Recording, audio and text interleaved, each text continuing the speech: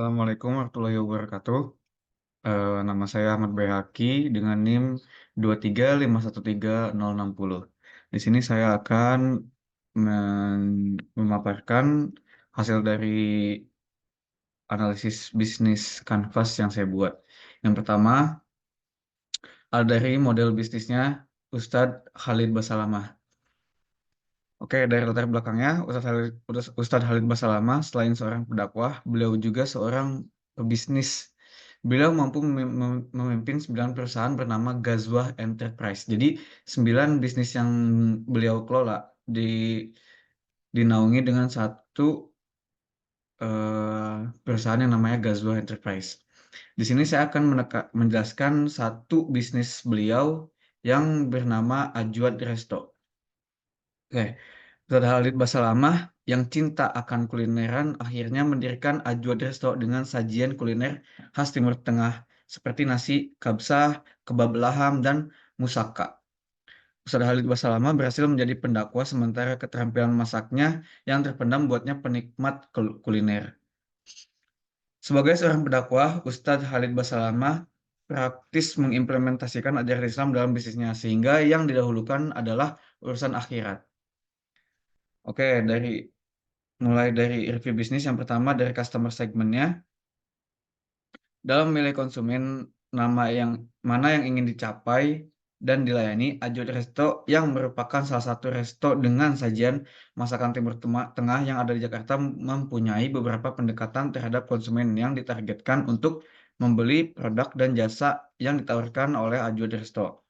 Di antaranya, yang pertama, mass market. Dari mass market ini dari harga menu makanan yang ditawarkan di Ajul Resto terdapat beberapa menu yang tidak bisa dibeli oleh beberapa kalangan. Namun masih ada juga beberapa makanan yang bisa dibeli oleh semua kalangan. Yang kedua, ada segmented market. Dengan model ini, Ajul Resto mencoba membedakan beberapa menu makanan yang memang khusus ada di Ajul Resto. Seperti menu musaka yang dihidangkan dengan seautentik mungkin dibanding dengan yang ada di resto-resto Timur Tengah lainnya. Oke. Yang B, value proportionnya. Yang pertama ada budaya Timur Tengah. Bagi sebagian orang yang memang belum terbiasa dengan masakan Timur Tengah, bisa mencoba menu seperti nasi mandi yang sudah banyak di Indonesia, namun di Ajul Resto ini dibuat dengan seautentik mungkin dengan apa yang ada di Timur Tengah sana. Yang kedua, dari harganya. Kelebihan utama lainnya, harga di Ajul Resto memang terbilang cukup mahal. Namun perlu diketahui karena penggunaan bahan-bahannya pun berkualitas premium. Dan porsi yang dihidangkan pun tidak untuk hanya satu orang, tapi bisa dengan satu porsi itu untuk dibagi 3 sampai 5 orang. Oke, yang ketiga, keanekaragaman menu. Jika seorang sudah mencoba beberapa signature menunya, Ajul Resto mereka akan tertarik untuk mencoba menu-menu yang lainnya. Oke, untuk yang selanjutnya dari channelsnya untuk memasarkan produknya kepada konsumen yang dituju, Ajod Resto berada di Jalan Condet Raya nomor 50 Kramat Jati di Jakarta. Untuk selanjutnya, customer relationship-nya, Ajod Resto menggunakan konsep ala Timur Tengah. Para pengunjung yang makan di restoran dan merasakan bagaimana rasanya makan di restoran Timur Tengah. Pelayanan yang ramah menjadi dasar terbentuknya hubungan yang baik dengan customer atau pelanggan sehingga pelanggan akan merasa nyaman dan merasa ingin datang kembali ke Ajot Resto. Dan di Ajot Resto ini terdapat 2 lantai yang dimana lantai bawahnya itu merupakan toko buku dan yang kedua yang di atasnya tuh tempat makan itu sendiri. Oke, untuk selanjutnya dari revenue stream untuk produk-produk yang ada di Ajwat Resto bersumber dari Ghazwah Enterprise yang dimana menaungi perilisan buku dan restoran itu sendiri. Penentuan harga di Ajwat Resto dilakukan dengan sistem fixed pricing karena semua produk yang ada di Ajwat Resto ditentukan juga dari Ghazwah Enterprise. Oke. Dan untuk selanjutnya dari key researches-nya sumber daya merupakan penggerak utama dalam model bisnis. Kebutuhannya pun berbeda-beda sesuai jenis model bisnis. Sumber daya dapat dikategorikan sebagai fisik, intelektual, manusia, dan finansial. Ajot Resto tampil dengan ciri khasnya, terutama untuk konsep bangunannya dengan berbagai sentuhan khas Timur Tengah. Ustadz Khalid Basalamah, sang pemilik, ingin agar hasilnya seperti di Timur Tengah. Ia ingin supaya pengunjungnya adalah wisatawan Nusantara yang ingin merasakan makan di tempat makan dengan nuansa ala-ala Timur Tengah. Konsep yang ditawarkan di Ajo Resto adalah konsep Timur Tengah yang juga menjual suasana. Ini terkait dengan Ustadz Khalid Basalamah sendiri yang keturunan Yaman asli, sehingga konsep mirip dengan restoran Timur Tengah. Di tempat ini akan terasa ciri khasnya seperti Timur Tengah.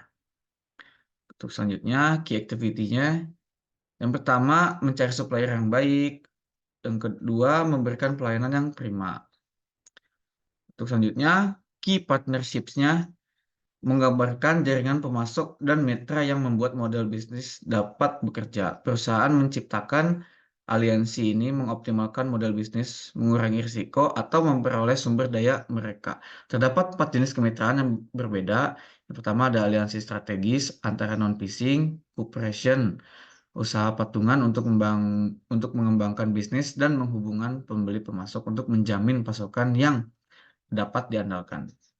Adoresto mengandalkan hubungan pembeli pemasok untuk menjamin pasokan bahan-bahan didatangkan oleh supplier yang sebelumnya bahan-bahan tersebut berasal. Oke, untuk cost structure-nya, biaya yang harus ditangani oleh Adoresto ini terdiri dari 3 jenis biaya, yaitu fixed cost, variable cost, sama overhead cost. Biaya yang biaya tetap yang ditanggung oleh Adoresto antara lain biaya sewa tanah dan gedung. Yang kedua, gaji para pekerja.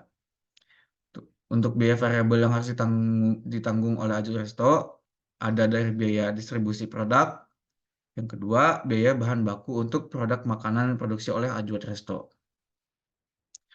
Untuk biaya overhead-nya ada dari biaya listrik, biaya air minum pegawai, iklan, dan biaya rekrutmen pegawai. Oke, untuk selanjutnya, analisis model bisnis dari Reni Saputra. Rani Saputra adalah mantan CEO Keke Busana yang sudah ada di mana-mana, baju muslim yang suka dipakai oleh anak-anak, keluarga, ibu, bapak. Pokoknya di kalangan anak muda pun mungkin sudah banyak ya. Di sini, dengan kerja keras dan strategi yang tepat, Keke Busana berkembang pesat hingga mampu memproduksi 300.000 busana muslim dengan jaringan distribusi yang luas di seluruh Indonesia. Randy juga dikenal sebagai motivator bisnis. Jadi selain pebisnis, dia juga sering memberikan motivasi-motivasi di acara-acara sharing-sharing season gitu. Oke, untuk review model bisnisnya, yang pertama dari customer segmennya, Keke Busana menargetkan beberapa segmen pelanggan utama dalam industri busana muslim di Indonesia, seperti wanita muslimah, keluarga muslim, konsumen. Dengan segmentasi pelanggan yang beragam ini, Keke Busana mampu memenuhi kebutuhan berbagai kelompok konsumen dalam pasar busana muslim. Untuk value proportion-nya, yang pertama dari desain modis dan syar'i. Kaki busana menawarkan pakaian muslim yang tidak hanya modis tetapi juga sesuai dengan syariat Islam, yaitu menutup aurat dan tidak melebihi batas-batas yang telah ditentukan. Untuk kualitas produknya, produk Keke Busana dikenal memiliki kualitas tinggi dengan bahan yang nyaman dan tahan lama.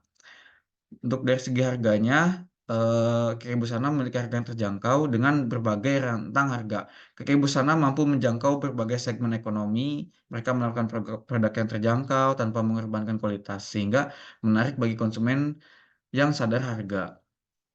Terus yang keempat, ada koleksi keluarga. Keke Busana menyediakan pakaian untuk seluruh anggota keluarga, termasuk anak-anak dan pria. Untuk yang kelima ada inovasi dan tren. Keke Busana selalu mengikuti tren mode terbaru dan berinovasi dalam desain mereka. Ini menarik bagi konsumen yang ingin selalu tampil up to date dengan tren busana muslim. Untuk yang keenam ada komunitas dan loyalitas. Keke Busana membangun hubungan yang kuat dengan pelanggannya melalui program loyalitas dan kegiatan sosial. Ini membantu meningkatkan retensi pelanggan dan menciptakan komunitas yang setia. Dengan value proposition ini, Keke Busana mampu menarik dan mempertahankan pelanggan dari berbagai segmen pasar. Oke, untuk selanjutnya dari channels-nya.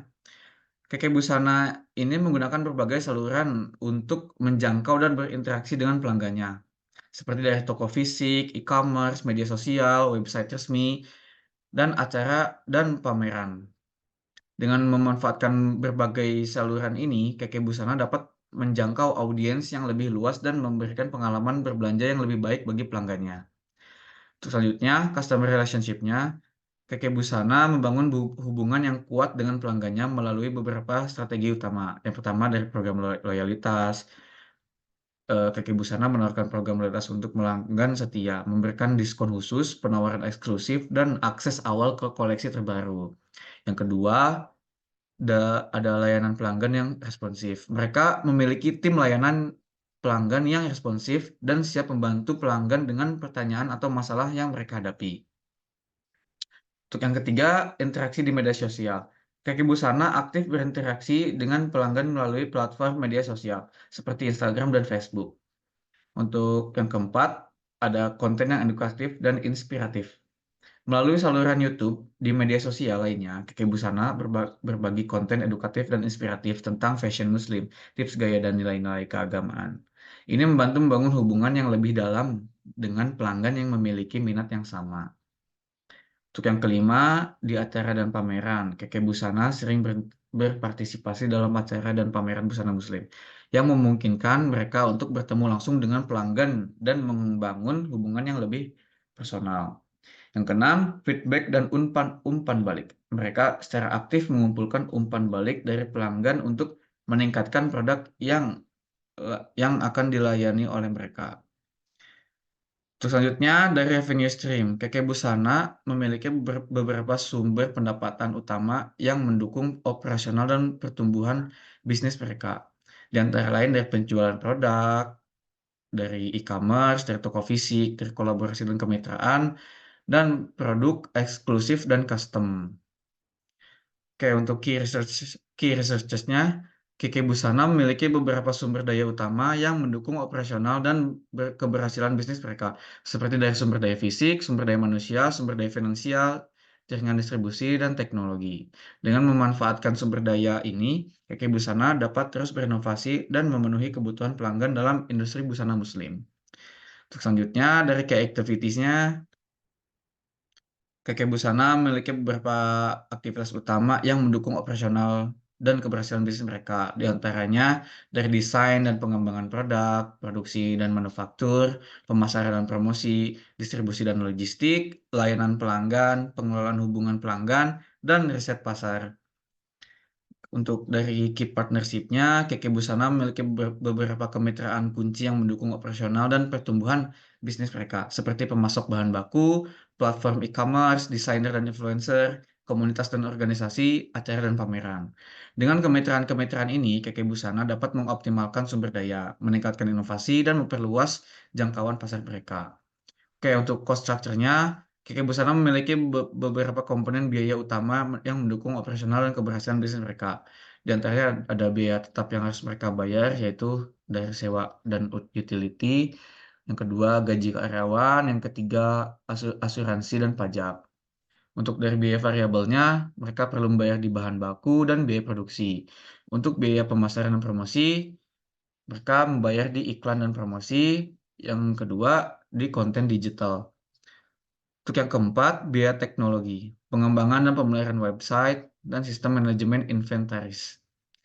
Yang terakhir, dari biaya distribusi, yaitu logistik dan pengiriman. Yang kedua, ada kemitraan dengan platform e-commerce.